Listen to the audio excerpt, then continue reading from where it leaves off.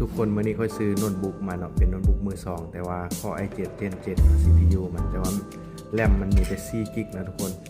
แรม4 GB นี่เนาะแต่ว่าสเปคแบบนี้ครับต้องเพิ่มแรมเพิ่มเลยซื้อมาอีก8 GB มาใส่นะทุกคนเนาะแล้วค่อยจะมาใส่ให้เบิ่งว่าเฮาใส่แนวใดเนาะแล้วก็อีกอย่างนึงค่อยใส่อันนั้นพร้อมเนาะทุกคนค่อยใส่อันSSD เนาะแต่ว่าอันนี้เป็นฮาร์ดดิสก์เฮาได้ซื้อค่าตัวนี้มาเพิ่มเฮาซื้อค่าตัวนี้มาเพิ่มนะทุกคนเฮาก็ต้องเอามาใส่ในค่า CD นี่นะทุกคนเนาะใส่นี่เนาะค่า CD นี้แล้วก็ SSD บอนใส่ฮาร์ดดิสก์เฮาใส่ SSD เนาะทุกคนเนาะเพราะว่าคอมรุ่นนี้มันบ่มีนั่นนะทุกคนมันบ่มีบอนให้ใส่ M.2 หรือว่า SATA เป็น SSD นะคือแบตก็เริ่มโป่งแล้วทุกคนอาจจะได้เปลี่ยนนี่ แต่ว่าเดี๋ยวเรามาเอาแรมใส่ก่อนเนาะมาเบิ่งว่าเราใส่แรมแบบใดเนาะทุกคนเนาะนี่เนาะบนใส่แรมคอมน้อยนี้จะใส่ได้2 อันเลยนะทุกคนเนาะเดี๋ยวค่อยจะเอาตัวนี้ออกมาให้เบิ่งเนาะแรมนี้เราจะเพิ่มแรมเราต้องฮู้แรมเราว่าแรมเราแม่นบัสเท่าใดเนาะคือตัวนี้แม่น 2,400 เนาะตามเขาให้ AI อ่านให้ฟังแล้วก็DDR4 4 GB เนาะทุกคนเนาะเดี๋ยวตัวนี้เข้าไปปกติคันโดยทั่วไปนะมันจะมีคอมมามีบอนไซอันนี้อันเดียวเนาะแล้วก็แรมอีกอันนึงมันจะอยู่ในเมมบอร์ดนะทุกคนเนาะแล้วบัดนี้ค่อยใช้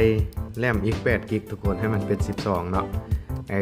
แต่ว่าบัสของค่อยนี้บ่ตรงกันตัวนี้มันเป็น 3,200 แต่ว่าใช้กันได้บอลนะทุกคนมันใส่ได้เนาะ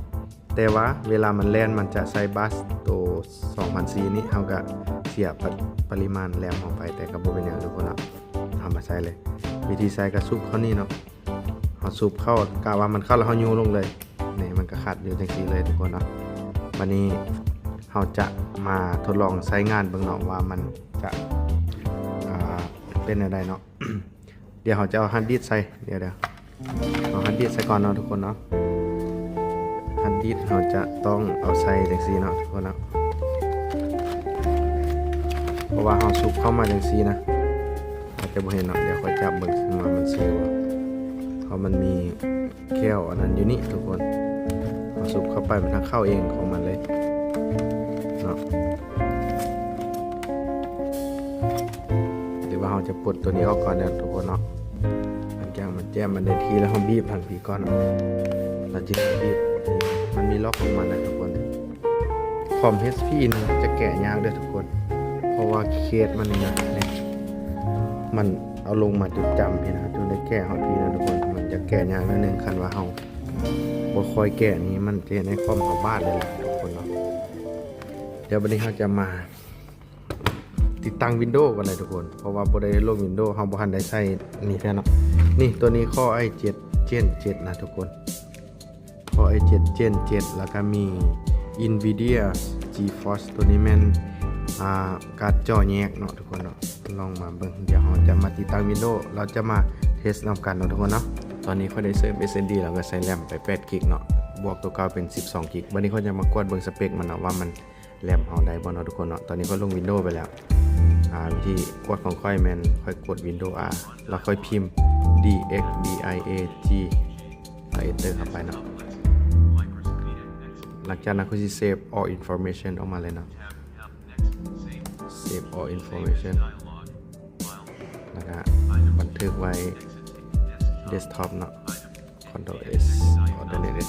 โอเคนะตัวนี้เนาะเดี๋ยวเอามาเบิ่งว่ามันโอเคบ่เนาะค่อยลง Windows 11 64 บิต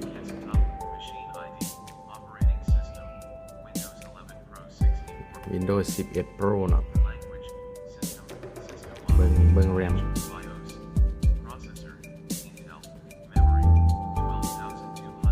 นี่ 12,200 เนาะ Memory นี่เนาะเป็น RAM เนาะตัวนี้ทุกคนโอเคเนาะถือว่าได้แรมมา12 GB พร้อม SSD เนาะเปิด SSD เฮานี่ Disk Management เนาะตัว ฮาร์ดดิสค่อยเฮ็ดเป็น 2D แล้วก็ตัว SSD เป็น 2C เลยเนาะทุกคนเนาะ